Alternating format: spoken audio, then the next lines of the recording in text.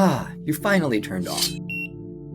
Anyways, welcome to jail. I'm your cellmate Lab. Nice to meet you. So, what are you in for? Don't remember. Well, that's a shame. I was looking forward to hearing something new. Anyways, I'm going to talk about the Garden of Sinners, which starts out... Wait, don't go back to sleep. You're not interested? Well, come on. The Garden of Sinners is a murder mystery series where someone is killed and a group of detectives gets called in to solve the case and catch the perpetrator. You say that sounds formulaic and overdone. Okay, yeah, I'll give that one to you. But what if it's a serial murder mystery? That just sounds like overkill. Okay, well, what if we add magic to the world? Still not convinced, are we? Okay, you know what? It takes place in the Fate lore. So that's what gets your attention. So be it. Now, bear with me. I'm going to plug this USB into the back of your head because just watching me talk for a while would probably be boring. There we go. Now, the files should start downloading any moment. Ah, it's pretty spacious in here. Don't worry, I'm not moving in, just leaving some of my stuff. That said, I'd lost the audio files, so if you haven't already seen The Garden of Sinners, then you'll need to watch those on your own. Hopefully before you decide to open the package I left you, which I highly recommend you do because... Oh, we're jumping in already. That's fine, I guess.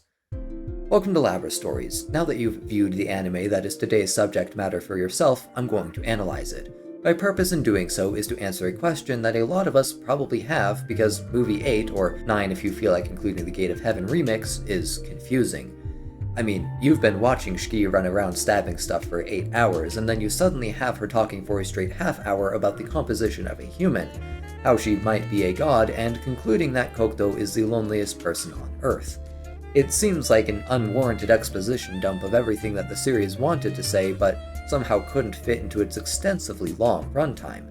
But that means the Garden of Sinners had something to say, and if you missed it, then it might be good to go back and try to answer the question. What is the Garden of Sinners about?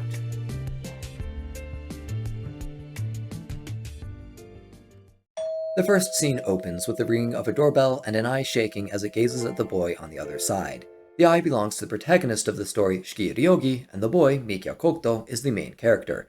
In more accurate terms, Kokuto's perspective is most in line with the intended audience moral viewpoint. He's good to a fault, helping strangers on the street simply because they seem like they need help, and in the murder mysteries he always sympathizes with the murderer, and tries to find a way for them to be redeemed. That said, he still believes that murder is unconditionally wrong, but his perspective is nevertheless the advocate for mercy. In this, it is fitting that he spends so much time with Shiki, who he describes as a strawberry, which happens to be a member of the Rose family, and yet has no thorns. Therefore, as it logically follows, Shiki, who calls herself a murderer, is a murderer that doesn't kill. That'll make more sense as we go along, but at the moment, it's time to introduce the first murder mystery, a series of suicides from the rooftop of an abandoned wing in the Fujo building. Explaining the mystery is Toko Ayozaki, the leader of the detectives, but only in the sense that she pays Shiki and Kokuto for working for her. Rather than giving orders, she instead drops small bits of information to manipulate them into doing their jobs without knowing it. For example, in this scene, Toko doesn't tell Shiki why Kokuto is immobilized on the couch, and instead only mentions his theory that the girls that had died were victims of something happening at the Fujo building. Of course, such a theory needs investigating in order to validate it, and so Shiki goes to visit the Fujo building where she then discovers that there will be 8 victims, 5 of which have already been accounted for, and that the cause of these deaths is a ghost-like specter that we will later learn is Kirige Fujio, the antagonist of the movie. Once Toko hears this, she then launches into a lengthy explanation of what happens when you look at the world from high up, seemingly as an attempt to explain why somebody might commit suicide. However, other than the context of being on the roof of a tall building, nothing about what Toko says has anything to do with suicide. Rather, Toko explains that human minds are incapable of processing certain information. For example, we can't see ultraviolet rays, hear sounds above 10 trillion hertz, smell iocane powder, or feel the love of an animated character. Eventually, Shiki realizes that Kokuto's comatose state was the result of an attack by Kirige when Kokuto went to investigate the Fujo building, and as the number of victims increases, so will the danger to Kokuto. As a result, Shiki rushes to the Fujo building to confront Kirige, and while it takes 2 attempts, she eventually succeeds in destroying the specter. Now that the ghosts are gone, Kokuto is saved and... oh no, why in the world are there still 20 minutes of runtime left in the movie? Okay, to be fair, 7 of those minutes are the end credits, and then there's another minute for the next movie preview, and so the real question becomes, Oh no, why is there still half an episode of anime left in the movie? Well, tying up loose ends, Shiki asks Kokuto why somebody would even choose to die in the first place, to which Kokuto suggests a scenario wherein if he had an infectious disease that would wipe out humanity and the only way to save everyone was for him to die, then he would choose to die. His conclusion being that he would make this choice because he could not bear to live with the burden of knowing he had caused so much death, and hence he is weak. Therefore, by logical extension, choosing to live alongside the burden of your responsibility is a choice made by the strong. Now, as hyperbolic as this scenario is, it defines life and death as choices that are intrinsically tied with the responsibilities and failures of a person. As I stated in the introduction, I'm trying to answer what the Garden of Sinners is about. Now that we've finished going over movie 1, there are some identifiable clues to the answer: responsibility and the choice of life over death. Movie 2 takes us back to 2 years ago when Kokuto and Shiki first meet each other. Kokuto, walking alone one snowy evening, happens to come across a girl in a kimono who he greets. Shiki tilts her neck at a 45-degree angle for no apparent reason. She seems pained in some way but smiles regardless. On a later day, Kokuto learns that Shiki is his fellow classmate, however she doesn't seem to remember him for a yet unknown reason. Despite this, Kokuto spends the duration of the movie trying to get closer to Shiki. In the meantime, the plot thickens as the Garden of Sinners gives increasingly strong impressions that Shiki has gone on a serial murder spree. We see a familiar-looking knife. Shiki uses a corpse's blood as lipstick, and she repeatedly heads out by herself at night only to show up at the scene of the crime. Shiki, of course, is innocent, but we'll go over that more in part 4. Kokuto, who happens to be friends with one of the investigators of the deaths, is quite aware of these murders but is completely oblivious that Shiki might be related to them, until they go on a date. Shiki arrives an hour late, however, what's more surprising is that she's oddly expressive. Normally, Shiki gives off the quiet kid vibe that creates a sinister air that pushes everyone away. In contrast, on this date she smiles widely, gestures in excitement, and gushes over clothes and jewelry. Eventually, as the two sit down to eat, Shiki explains that she has multiple personalities, and the one currently present is the male Shiki. I should note that the Garden of Sinners is not trying to use this to discuss the complexities of finding one's gender. Rather, the Garden of Sinners wants to frame Shiki as a caricature of the yin and yang for reasons that are either ultimately insignificant for my purposes, or beyond my comprehension due to a lack of knowledge about Eastern philosophy.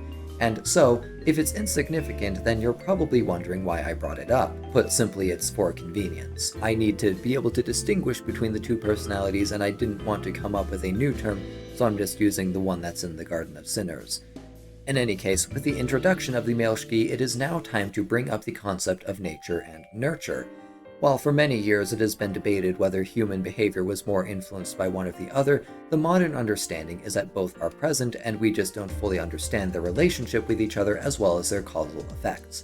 The Garden of Sinners falls in line with this belief, starting with the concept of nature.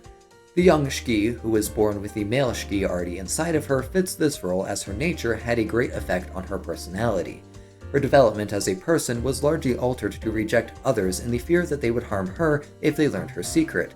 However, this response did not come from any exterior influence. It came entirely from a pre-existing condition that Shiki was born with, or, in relating this to all humans, an instinct.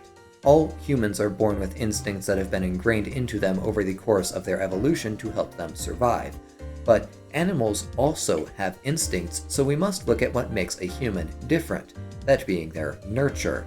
Now, oddly, nurture is both represented and not represented through the character Fujino Asagami. Now, what do I mean by that? Well, as a child, Fujino had psychic powers, but that freaked out the local country folks of whatever boonies she was born in. Because of this, her dad got some special drugs that removed her ability to feel pain.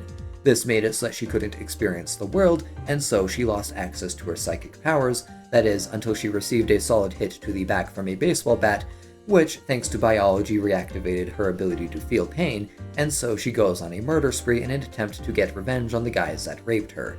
The problem, however, is that Fujino randomly swaps between being insensitive to pain and being in extreme pain because she has a burst appendix. There's no indication as to what causes this switch, or even any way to tell what state Fujino is in, other than just having to take Shiki's word for it. This switching is a problem for Shiki, who has been hired to assassinate Fujino, but Shiki also wants to maintain her status as not having killed anyone. This raises the question of whether there would be a time when Fujino isn't human, and the answer to that question is technically yes. As George Box said, essentially all models are wrong, but some are useful. And oh boy, is this useful model broken. Going back to nature, let's compare animals and humans. Dogs have great noses, cats have great eyesight, worms can tell when the dirt is wet, and humans have depression. But all animals, human or not, differ in what they can experience, and by extension, what they can express. For example, humans cannot describe a color that they haven't seen, a sound they have not heard, or an emotion they have not had.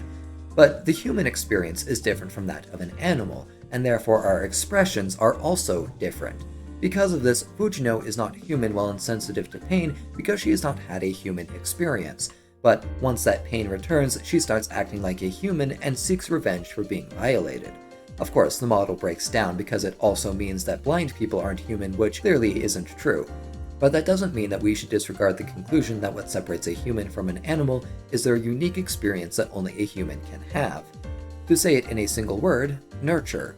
Revisiting our board of clues, we now have responsibility, choosing to live, nature, and nurture. With these clues, it should be pretty obvious that the Garden of Sinners is talking about what makes a human, and so naturally it brings up the life cycle of a human. They are born, live as a child, go through puberty, and then live as an adult until they die. Unless they died before that, I guess. Unfortunately for my purposes, this cycle doesn't really mean anything. There's a cycle of life, congratulations, but it doesn't go any further than that in helping me answer the question. So if you're wondering, that's why I'm not going to talk about movies 4 and 6. It's not that they're bad, just that they don't provide any deeper insight into the specific question I'm looking to answer. For movie 5, the person of interest is a young red-headed boy named Tomoe Enjo, who killed his mother, who killed his father, and after coming back to his senses, ran away from his apartment. Shortly afterwards, he gets into a fight with his former schoolmates, and after getting kicked to the ground, is saved by Shiki, who happened to walk by, looking to blow off some steam. Tomoe, afraid that he's being hunted down by the police, convinces Shiki to shelter him. Back at Tomoe's apartment, a man breaks in, finds the dead bodies, and calls the police. Once the cops show up, they ring the apartment's doorbell, but even more shocking than the corpse is that the assumed dead father answers the door as if nothing is wrong, and so the police drop the case. But Tomoe doesn't know this, and instead he walks to the city square every day to listen to the evening news, and while looking at the screen of a runner, he sees himself, always running away from what he did, but inextricably stuck in place, waiting to be held responsible. But what for? Okay, obviously for killing his mom, but going back to movie 1, I highlighted that an aspect of humans is their responsibility, but I have not yet defined what they are responsible for. For Tomoe, it's his family, who, after a series of easily preventable events, resulted in Tomoe dropping out of school to become the breadwinner because his father couldn't find any work, and was also forcing Tomoe's mother to not work as well. However, as the father's drinking got heavier, the family dynamic broke down, and Tomoe stopped caring for his family and instead only looking out for himself. He failed to protect his family and ran away from his responsibility. In order to make up for it, he decides to dedicate the last moments of his life to fighting against the owner of his apartment, Araya Soren. For context, Araya was using the apartment complex to run an experiment where the victims would relive the last day of their lives on repeat to see if someone would eventually end up breaking the cycle. The complex itself is also specifically designed to heighten stress, resulting in every family that moved into it dying within a month. Understandably, Tomoe is really mad at Araya, but the main cast of the Garden of Sinners aren't. In fact, Toko is perfectly content to let Araya do his thing and is only investigating the apartment complex because she got a tip from an investigator of the murders in movie 2. It isn't until Toko learns that Araya had captured Shiki that she jumps into action, because now Araya is directly affecting Toko. But this raises the question of what is right and wrong, or more specifically, what is sin? Now, when somebody mentions the concept of sin, I immediately jump to thinking about religion, or rather the concept of gods and other divine existences that dictate a code of morals beyond the realm of humanity, but that perspective is absent in this case. I mean, within the world of fate alone, the establishment that calls himself the Church is a bit over the top, and all the gods are long dead. The closest we get is Araya himself, however he is less a god as he is the embodiment of hubris. As such, I need to address the question from a different viewpoint, that being the humane perspective. A fundamental part of being human is your responsibility, and in failing to uphold that responsibility, you sin. Tomoe failed to protect his parents. He failed to fulfill his responsibility, and so Tomoe sinned. Toko doesn't care for what Araya is doing, but as Shiki's employer, she is responsible for her, and so if she doesn't go to rescue Shiki, then Toko will sin. In movie 3, Shiki was hired to assassinate Fujino, but because she spared Fujino, Shiki sinned. With this, we have an addition to our clue board. Humans are beings that choose to live a life where they are bound by responsibilities, which if they fail to fulfill, they sin. They are also bound by an inherent and common nature through which they observe the world, being nurtured by their experiences. But while they grow and embark on the journey of man, they also make choices. But these choices don't necessarily have to lead to sin. Additionally, if sin exists, then it makes sense that there is an ultimate good that can come from upholding responsibility. But what is that? What is the most important responsibility a human can have? The answer to this question is what the Garden of Sinners has been building up to all this time, and I think we're ready to talk about it. Roughly 2 years have passed since Araya died, and since then life has been relatively quiet. That is, until the same series of murders that occurred when Shiki and Kokuto first met resume. Of course, in doing so, the Garden of Sinners further implies that Shiki is the killer, but we already know this isn't the case. In some ways, we can already figure this out by examining the opening scene of movie 2, in which a car approaches a silhouette stumbling out onto the street, and then splashing blood across the nearby buildings. But of course, high school Shiki can't drive, begging the question of who is in the car, and more importantly, the car doesn't actually hit anyone as there's no thumping noise, or jump in its movement as it collides. Instead, it just splashed already pooled blood, meaning that the silhouette that stumbled out onto the street is our killer.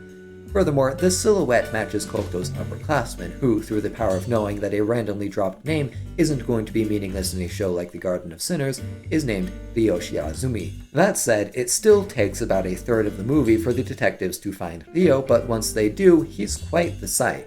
Ryo is sporting a familiar red leather jacket, a familiar knife, hair differing from Shiki's in color only, and a combat skirt shaped like the bottom half of the standard kimono. Ryo is obsessed with Shiki, and this impression only becomes clearer in the following scene where Kokuto enters Ryo's room. Pictures of Shiki cover the wall. There are several recorded VHS tapes of Shiki, and Ryo's journals detail how she drove him to become a murderer because she turned him down when he asked if they could date.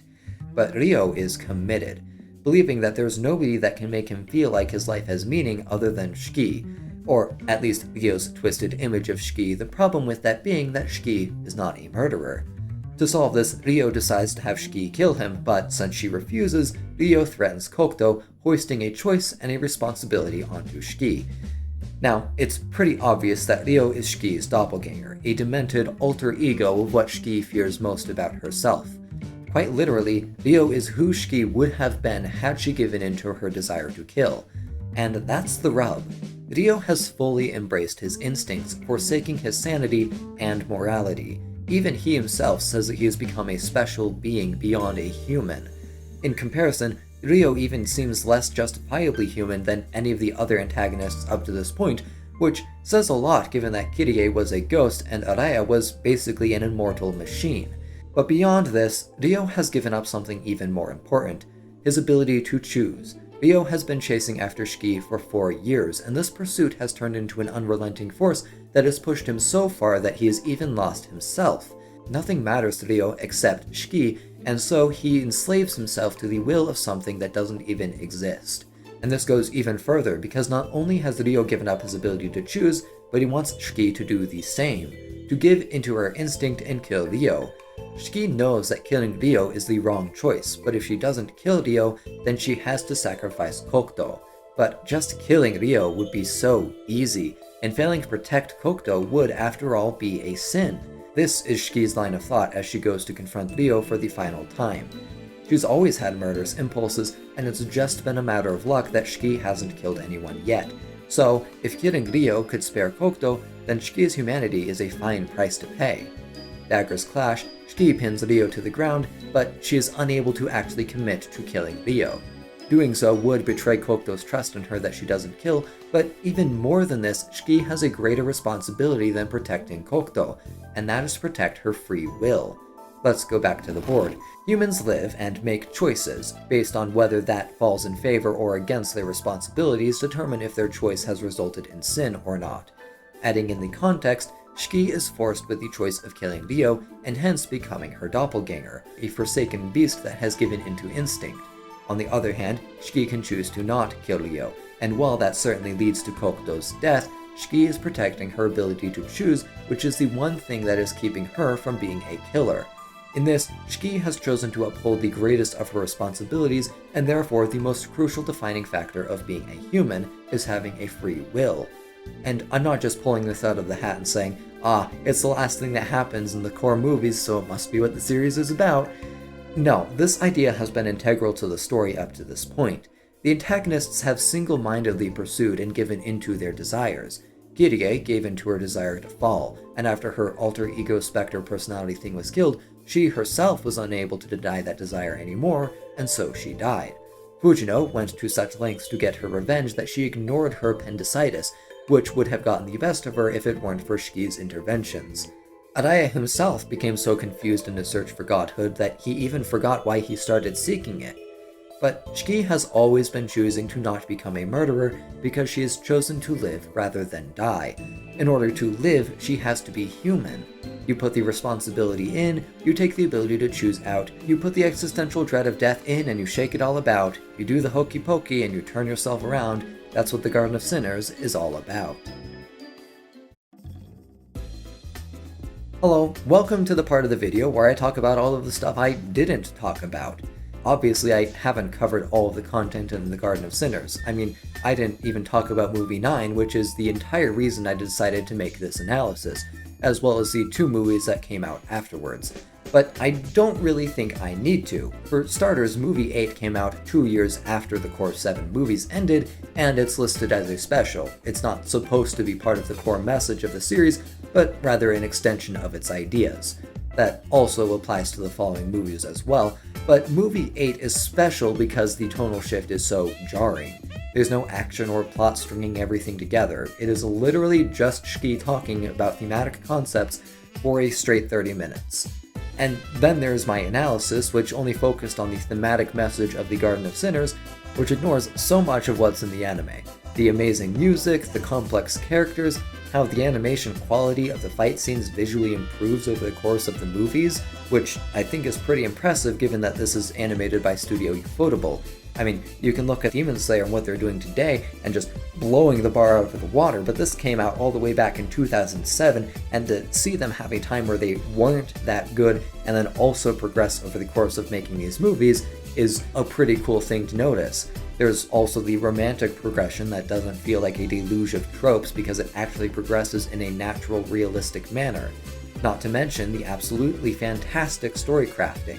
For example, the Garden of Sinners isn't told in chronological order, but in thematic order, and despite this, movie 1 not only foreshadows what movies 2 through 5 are going to be about, but also does it in the order that they're going to be presented.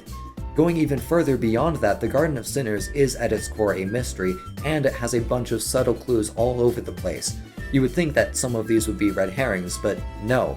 Nearly everything gets resolved, and over the course of the core movie's 8 hours of runtime, there are 2 plot holes. And they're really tiny plot holes, like holes in baby Swiss cheese. Now, you might think that these are the only plot holes that I noticed because I didn't pay attention, but no, I take notes when I rewatch a series in preparation for my videos, and my notes on the Garden of Sinners is twice the length of the script. To repeat, I have 10,000 words of notes on the Garden of Sinners. I presume that with hearing that you're wondering why I didn't just review the show, and that's a good question. In some ways I set out to do that, which caused no end of trouble in revising this script, but there is so much to talk about that I felt doing so would detract from being able to underline the message of the show because there would be too many details to keep track of. I might make a review of the Garden of Sinners sometime in the future just so I can talk about why I love this anime so much, but as of right now I don't have any plans for when that might happen, so no promises. Also, I've spent about 2 months thinking about this series, so I want to take a break and talk about other anime. But in the meantime, thank you for watching. If you made it this far, I think you definitely deserve to go and get a slice of your own life.